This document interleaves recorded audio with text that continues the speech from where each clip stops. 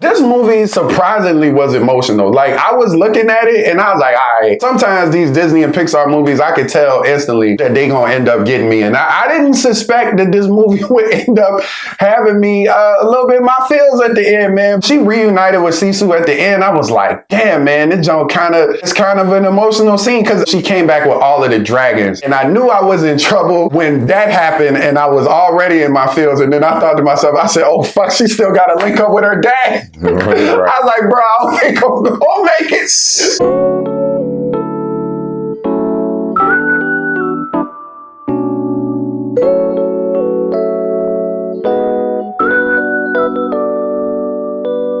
Welcome back, everybody, to another episode of Cinecism. I'm Eric. It's your boy Dante, man, and today we're going to be doing a review on Raya and the Last Dragon. Basically, the movie focuses on a world called Kumandra, a collection of different communities in this world inhabited by dragons. The world is taken over by this unknown evil called the Droom, this missionless, agendaless being of darkness. Anybody that gets consumed by the Droom is turned to stone for all eternity. The dragons band together and actually form to banish this evil. In doing so, all of the dragons are seemingly destroyed and they're turned to stone as well. And the world is divided among all of the tribes. Everybody's become separated. With the dragons gone, you have a world divided. They're rival factions at this point. All the other factions other than Raya's, they kind of against her faction or tribe because they have this artifact that was used to extinguish the drone. Raya's dad, kind of an idealist, and he really wants the world to be back to the way it was where everybody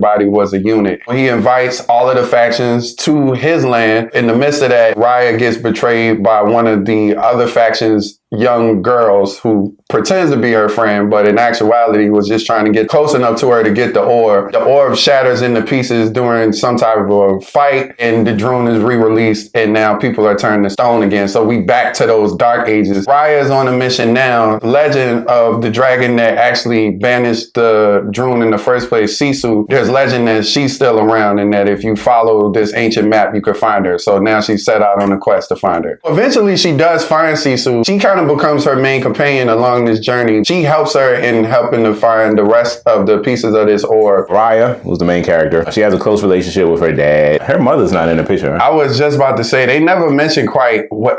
I think they mentioned her mother died. Yeah, her mom did die. But they didn't really go into a whole lot of detail. Nah, you can't have two parents in a Disney movie. You barely can have one, but two is a hell no. She's a warrior. She's pretty skillful. She's kind of jaded, man. It's unfortunate because she feels like she trusted somebody, and in a sense she blames herself because trusting Namari kind of set off the wheels in motion to re-release the drone because her dad really believed in that vision. And I think in the heart of hearts, she really wants to believe in it, but at the same time, life experiences has kind of taught her otherwise. So her guard is completely up. So she meets or finds Sisu, who is one of the original dragons. And the dragons, like during her time, were like they were kind of like deities, almost like gods that the people worshipped. As the story progresses, we kind of learn her brothers and sisters banded together to relinquish their power to her so that she could defeat them. In doing so, you know, she lost all of them. They all turned to stone. She kind of has to explain to Raya that she's not the hero that everybody thinks she is. I thought it was interesting that they took that approach because in a sense she kind of is and she isn't. Like she's not the one that actually created the power, but she's kind of the one that delivered it overall. Yeah, Krillin with the spirit bomb. Yeah, right. They just passed the ball to her and he shot it, but she seemed kind of to be the youngest and probably the least experienced, but she still is skillful. Yeah. Like, and that's what I thought was kind of cool about it because when she first said that, I was like, oh, damn, she a scammer. Like this, like, oh, okay, she can still do stuff. She's a really strong swimmer. That was like her skill. I don't know how much that would come in handy here with these things on land. Right. Throughout the movie, as they collect each piece of the shattered orb, she kind of regains some of either her brother or her sister's abilities. So it's kind of cool. She evolves over time throughout the movie. I didn't think she would be a funny character. I don't know why I didn't think that if she was voiced by Awkwafina. I guess I should have known that. It's very much in the Mushu type lane. You know, she's a guy, but at the same time, she's like a very down-to-earth, silly type person. Shit. Dragon. I mean, she be a person too sometimes.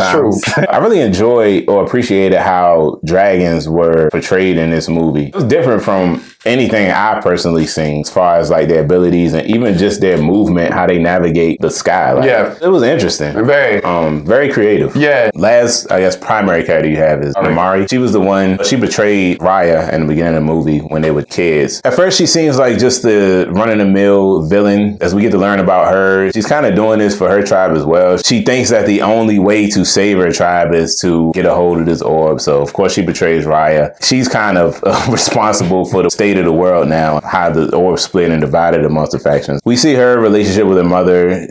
Her father doesn't appear to be in the picture either. Not at all. You know how that goes. Yeah. She seems to be pretty loyal to her tribe. I thought that maybe Namari and Raya's dad were going to get together because he was a single father, she was a single mother. Like they was going to be a family. I thought the connection. You mean Namari's mom? Yeah. No, okay. What did I say? You said Namari. Yeah, I kind of thought that too. I thought Namari at the beginning when they were all, all of the tribes were gathered there. That thought crossed my mind too. Yeah, because their connection in the beginning seemed real genuine. So I was like, oh man, they're going to actually become a family, and then that's going to bring the factions together. I thought something else was going to divide them. I didn't think Namari was actually going to betray her. But the moment they stepped foot into that orb room, I was like, oh, see, this about to be the bullshit right here. I could smell it right then. They're similar in a lot of ways because they're both really loners, at least at this point. Both strong-willed. Yeah. Both fighters. Yes. Exceptional fighters. Right. Did you feel as though her actions were redeemed by the end of the movie? By the absolute end, yeah. But she had a rough road, boy. It was taking a while for her to come around. I really appreciated the character designs. Not only the designs of the characters, but also the design of the world. It was like really engaging. It just felt like a really dope world. It had like elements of historical Asia, but at the same time, it felt like something new entirely too. I really also appreciated the combat sequences. This was some of the best fighting that I've seen in a Disney movie, which of course they're not really known for. You ain't gonna see too much battle in these, but for some characters that fight, they had some pretty dope sequences in here. That whole scene with the baby, when she was running through the town and they were trying to catch her. Man. Yeah, that shit was crazy.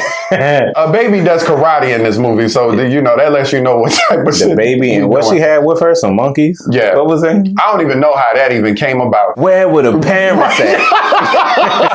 Where it's at. Baby ain't talk, but she had a lot of personality. Yeah. I appreciated the overall underlying message of this movie for togetherness. I feel like in light of 2020, we've been getting a lot of movies that either talk about appreciating life or how important it is to be together in a unit. Everything they say here, I don't know if that was intentional once again, but it definitely spoke to the current state of the world in general. And I thought it was a really good message of we could learn to trust each other and I guess love each other and appreciate each other's differences, and we could just come together and build something beautiful. So that was dope. Nobody from any of these tribes were like inherently evil. It's like they all had their own perspective of what they thought was right, and they were trying to do the best for their community. The main characters, they didn't know that about each other until they like actually converse and talk to each other and find out what happened or what their backstories were. I appreciated that theme in the movie. That contrast, because Raya represented the world that it was today and Sisu represented the world that it was previously, that kind of utopian world. It kind of be like that, I guess, sometimes when people don't quite understand why we can't get along, or for all of those small reasons. And it seems real minuscule, but in actuality, those feelings run deep. But Sisu was just like, why can't we trust each other? Why can't we do this? Why can't... She didn't understand it because that's not the world that she comes from. She came from a world where people did trust each other and where there was togetherness. So I thought having her kind of add in that perspective to Raya, a very cynical and very jaded character, was important, because she was kind of in her ear along the way, like, look, that's not it. Like, you're part of the problem. You're saying that the world has become this, but the world is inhabited by people and the world can be changed by people. So if you want to see a change, you got to start changing your behavior as well. And when they all united and gave up a piece of themselves I was about to mention Namari, and I like how that mirrored sacrifice. Yeah, I like how that mirrored the sacrifice Zizou's siblings made. Yeah. When they had to subdue the throne or whatever. Yeah. I thought that was dope how they mirrored that scene. Exactly. But with the different tribes this time. It wasn't necessarily the dragons banding together, presenting their power that killed them. Originally, it was the fact that they trusted Sisu enough to handle it.